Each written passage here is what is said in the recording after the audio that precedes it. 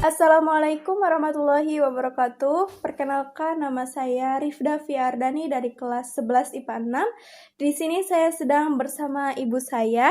Ibu saya ini seorang guru di SMK Negeri 2 Banjar.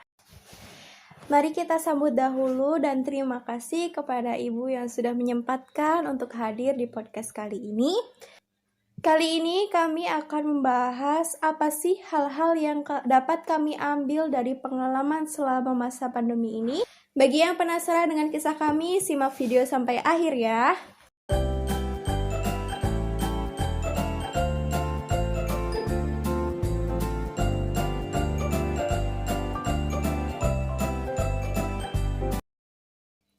Berbicara mengenai pandemi, hal pertama yang terlintas dalam pikiran saya yaitu sekolah daring. Nah, menurut Ibu, apa sih hal yang pertama kali terlintas dalam pikiran Ibu kalau membicarakan soal pandemi? Sebenarnya mendengarkan kata pandemi ya, ada dua posisi yang dipikirkan seorang perempuan yang bekerja di luar. Posisi yang pertama, sebagai seorang ibu pasti memikirkan bagaimana anak-anak kita, bagaimana keluarga kita, harus memikirkan kesehatannya, kemudian harus memikirkan bagaimana agar keluarga kita itu kuat menghadapi pandemi. Itu sebagai seorang ibu ya. Kalau sebagai seorang guru otomatis memikirkan siswa. Dengan keadaan seperti ini kita ada tantangan ya, kan pasti daring. Pasti ada tantangan bagaimana agar tetap menerima materi, menerima pembelajaran dengan jarak jauh. Kita memikirkan bagaimana metodenya. Apalagi yang namanya praktek-praktek itu sulit kalau misalkan kita sampaikan secara daring karena anak hanya belajar maya. Itu. Kesusahan yang kesulitan Ibu alami dalam masa pandemi ini itu kan pasti banyak banget ya. Apa sih hal-hal yang terberat dalam masa pandemi yang Ibu rasakan selama ini? Hal terberat yang dirasakan selama masa pandemi. Ya, masa pandemi. Itu posisinya sebagai apa?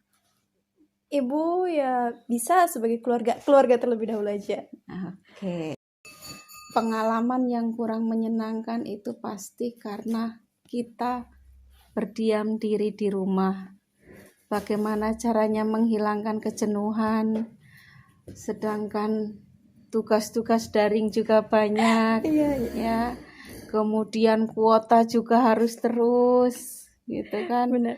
Kemudian sebenarnya banyak hal yang terjadi gitu. Kemudian kita juga jauh dengan tetangga.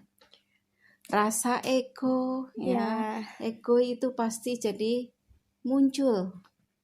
Ya, karena apa? Karena kita dipaksa memikirkan diri kita sendiri. Ya. Kalau ada sisi negatif, pasti ada sisi positifnya. Nah, selama masa pandemi ini, hal-hal yang bukan dibilang menyenangkan, tapi yang terkesan baik buat Ibu, pengalaman yang baik selama masa pandemi ini apa? Pengalaman yang tidak akan pernah terlupakan itu yang kita biasa terus setiap hari kita pergi keluar ya. Akhirnya kita di rumah selama dari pagi, sore, malam kita bertemu dengan anak, suami ya. Jadi akhirnya kan kedekatan keluarga itu lebih ya. Kita lebih memperhatikan anak atau anak lebih bisa memperhatikan ke orang tuanya. Jadi kedekatan itu semakin erat. Itu positifnya. seperti yang tadi, cuma kelemahannya yaitu kita dengan tetangga ada jarak, ya. Karena apa? Karena memang kondisi yang menuntut seperti itu. Harapan ibu selama masa pandemi ini apa? Ibu pengen apa gitu harapannya? Pasti harapannya pandemi segera berlalu. Ya, agar apa? Agar semuanya kembali normal, ya. Kita beribadah tenang, kita sekolah tenang, kita bekerja tenang tanpa memikirkan ada suatu pandemi, ya. Pandemi itu pengaruhnya luar biasa.